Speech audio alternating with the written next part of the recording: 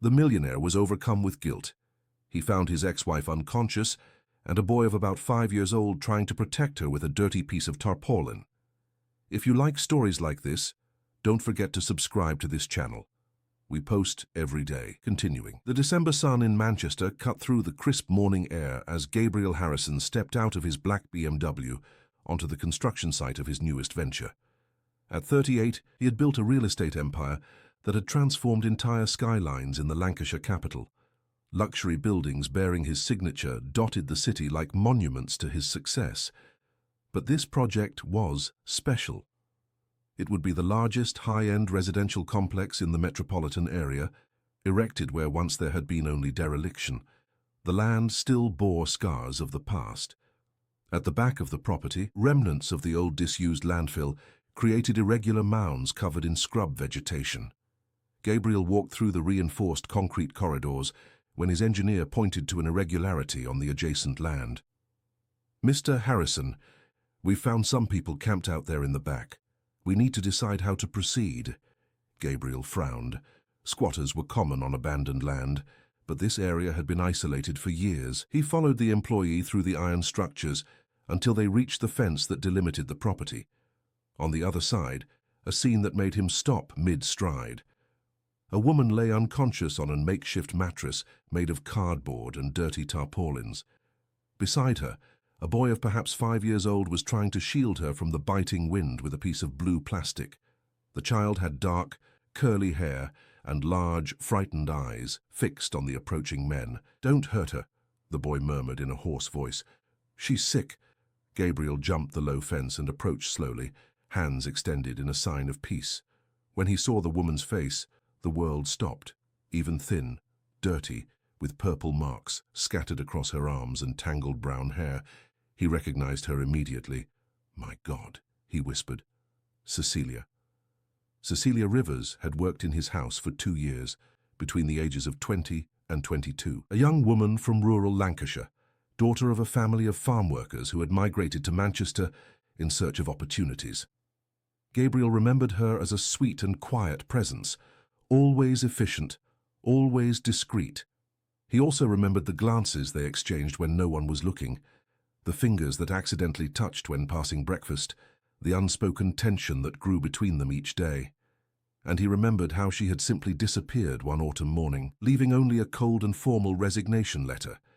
His mother, Teresa Harrison, had explained that the young woman had found a better job in another city.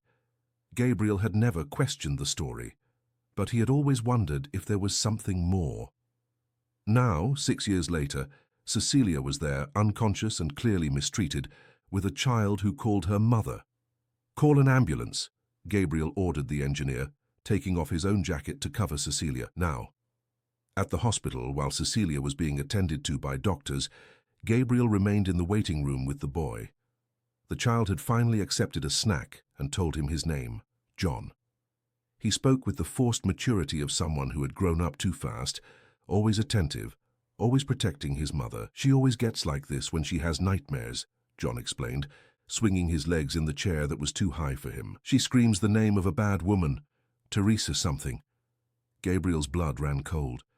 Teresa, his mother. Hours later, when Cecilia woke up, the first look they exchanged was one of mutual recognition. She tried to get up from the stretcher, her eyes wide with panic. "Gabriel, how did you—" Her voice was a thread, broken. "I need to leave, if she finds out you found me." "Who, Cecilia? Who will find out?" But she was already hyperventilating, her hands trembling as she pulled at her hair. A nurse applied a mild sedative, and Gabriel watched as she slowly relaxed, whispering disconnected words about the madam and what she's capable of. In the following days, while Cecilia recovered in the private hospital Gabriel had arranged, the truth began to emerge in painful fragments. She spoke in whispers, always looking over her shoulder, as if Teresa Harrison could appear at any moment. The story she told was one of a horror Gabriel had never imagined possible within his own family. Cecilia revealed that at 20, she had been assaulted by Edward Harrison, the family patriarch and Gabriel's father. When she became pregnant, she tried to tell Teresa, hoping to find support from another woman, Instead, she was humiliated, called a liar and an opportunist. "Your mother said I was trying to blackmail the family," Cecilia whispered, tears streaming down her still swollen face. "She said no one would believe a maid against a respected man like your father. But I wasn't lying, Gabriel. I swear I wasn't lying." Teresa had orchestrated a cruel plan. She planted family jewels in Cecilia's room, forged documents incriminating her for theft, and used the pregnancy as proof of moral instability. With the help of influential contacts, she managed to have Cecilia fired under suspicion of theft. The young woman, pregnant and without resources to defend herself, was forced to leave Manchester. She said, "If I came back, if I tried to look for you or anyone in the family, she would make me disappear forever." She said she had people who did that for money, and that no one would miss a maid from the countryside. Gabriel felt nausea growing in his stomach. The woman who had raised him, who organized charity dinners and was respected in Manchester high society, had destroyed an innocent young woman's life to protect her husband's reputation. "And John?" he asked, though he already knew the answer. "He's your father's son," Cecilia confirmed, her voice almost inaudible. "As your half-brother." Gabriel ran his hands over his face, trying to process the information. For the past 6 years, while he built his empire and lived his life of privilege, Cecilia had survived on the streets with a child, always fleeing, always afraid. She had worked precarious jobs, lived in cheap boarding houses, slept in shelters. When the money ran out, the street was the only option. "Why didn't you look for me?" Gabriel asked, knowing the question was unfair even before he formulated it. "How?" Cecilia laughed, but it was a humorless sound. "You're her son, Gabriel. I thought you knew that it was part of the plan to get rid of me." The words hit Gabriel like a punch. Cecilia had spent years believing he was involved in the conspiracy against her, that the glances they exchanged, the connection they felt, were part of a cruel manipulation. That night, Gabriel returned home with his head boiling with anger and desolation. The family mansion in the Oakwood Gardens neighborhood, where he had grown up surrounded by luxury and opportunities, now seemed like a gilded cage built on the bones of silenced victims. He found his mother in the living room, elegant as always, taking her evening tea while reading a home decor magazine. "Mother," he said, his voice controlled, "we need to talk about Cecilia Rivers." Teresa's face hardened instantly. The porcelain cup trembled in her hands before she carefully placed it on the saucer. "I don't know what you're talking about." "The maid who worked here 6 years ago, the one you said found another job." "Gabriel, my son, you are disturbed. Why would you be thinking about an old employee?" But Gabriel saw something in his mother's eyes that he had never noticed before. A calculating, almost predatory coldness. The mask of maternal affection had cracks, and through them he glimpsed something terrible. "Because I found her, Mother. I found her and the son she had with Dad." The silence that followed was deafening. Teresa slowly stood up, smoothing her wool skirt as if that could smooth out the situation as well. "Your father was always a man, with needs. I did what any wife would do to protect this family." "Protect?" Gabriel felt his voice rising. "You destroyed an innocent girl's life." "Innocent?" Teresa laughed, a glacial sound. She knew very well what she was doing. These girls always know. They come from the outskirts, from the farms, thinking they can seduce rich men and secure their future. I just made sure she couldn't." Gabriel looked at his mother as if seeing her for the first time. The woman before him was not the maternal figure he had known, but a cruel and calculating stranger, capable of anything to maintain her appearances. "You can't do anything to change the past, Gabriel," Teresa continued, regaining her composure. "And if you're smart, you won't try to meddle with this. We have too much to lose, and some people could still get hurt if this story comes out." The threat was clear, even now.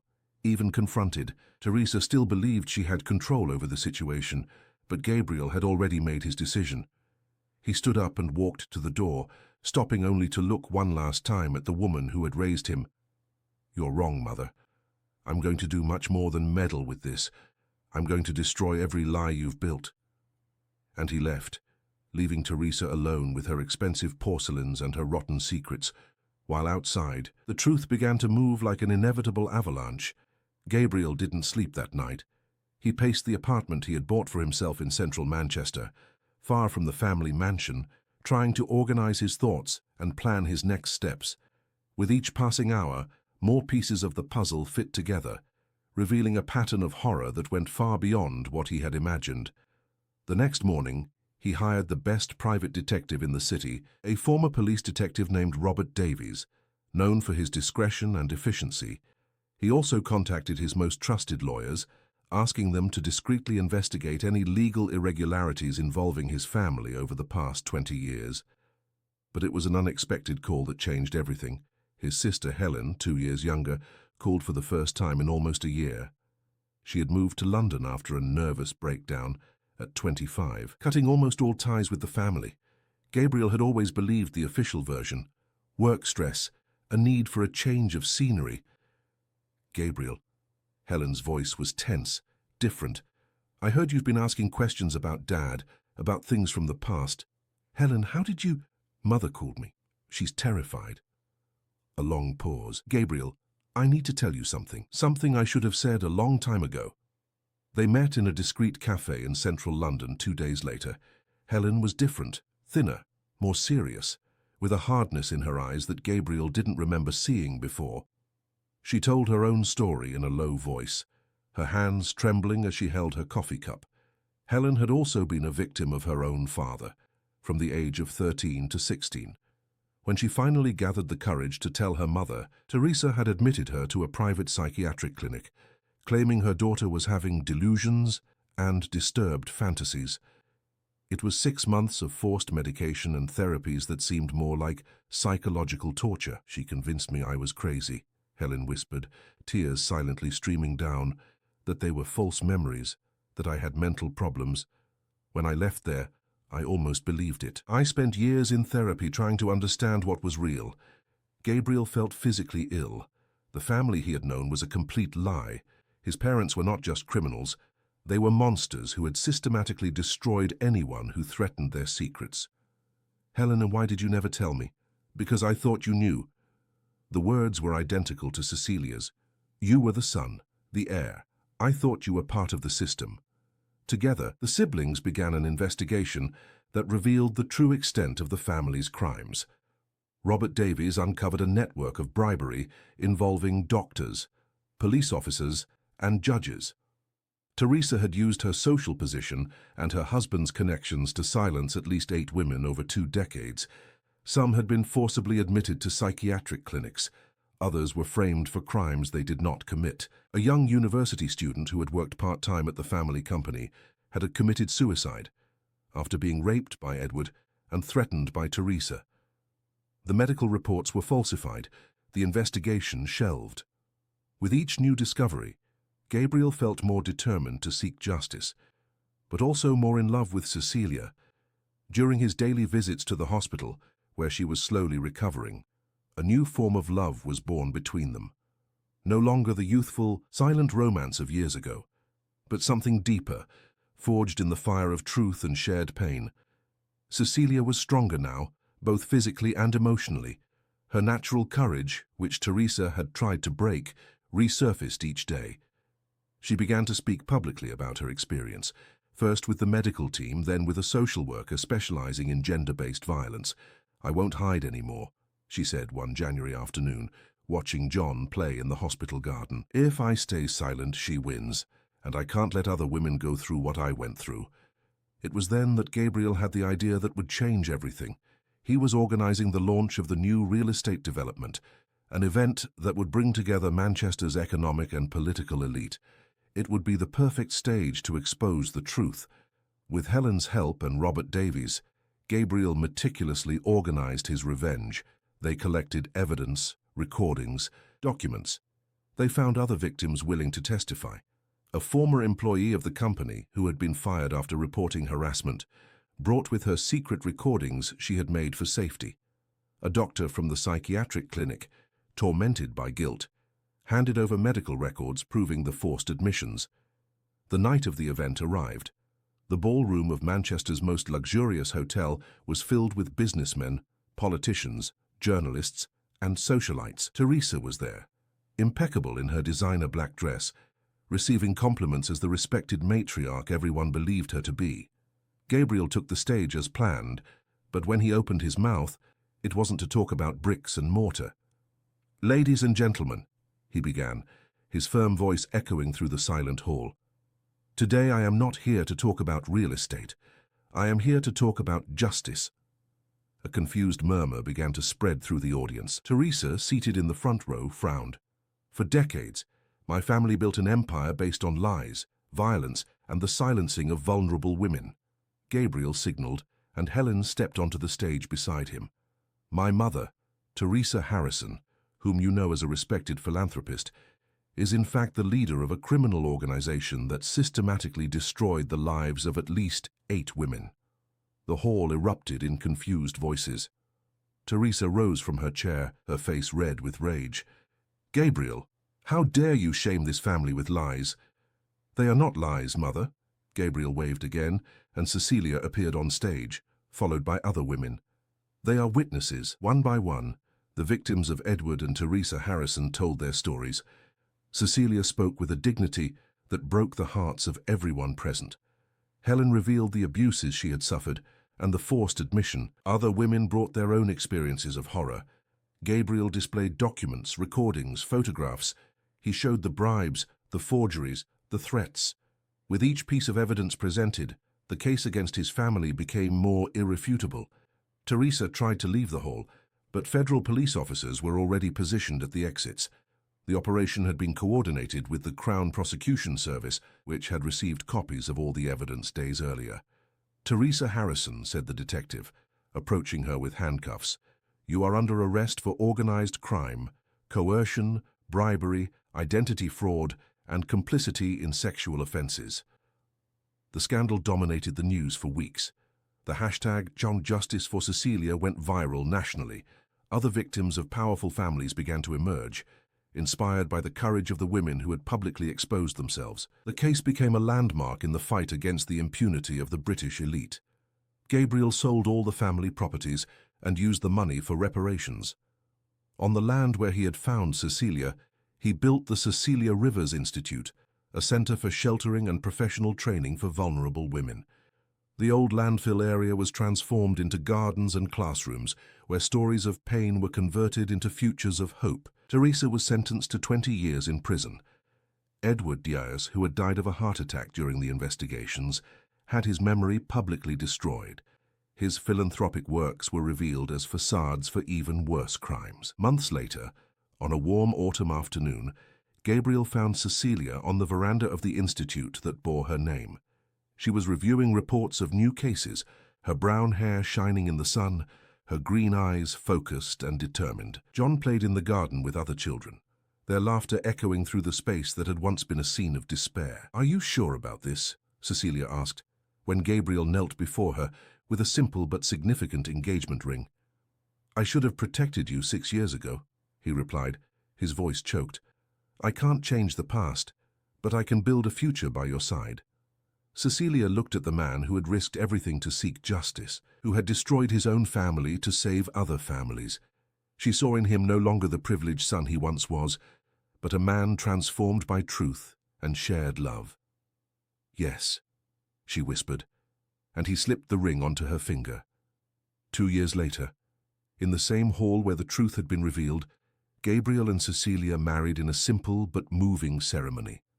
Helen was the maid of honor, John carried the rings, and dozens of women who had been helped by the Institute were present as witnesses that justice and love could overcome even the deepest horrors. At the reception, Cecilia went up to the same stage where she had once exposed her pain and spoke to the guests. "I was called trash.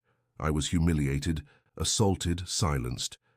But today, in this very place where my dignity was attacked, I celebrate not only my marriage, but the victory of all women who refuse to accept that violence is their destiny." The audience gave a standing ovation, not for the tragedy she had faced. They applauded for the courage with which she had converted her pain into light, her humiliation into power, her silence into a voice that would echo for generations. John, now 8 years old and full of dreams of becoming a lawyer to protect other families, ran to embrace his mother and his new stepfather. It was a family built on the ruins of old lies, but strengthened by truth, forgiveness, and the love that chooses to heal instead of destroy. Outside, the Institute's gardens flourished, forever transforming a place of abandonment into a symbol of hope. And in the heart of Manchester, Cecilia and Gabriel's story continued to inspire other stories of overcoming, proving that even in the deepest darkness, there is always a light waiting to be born.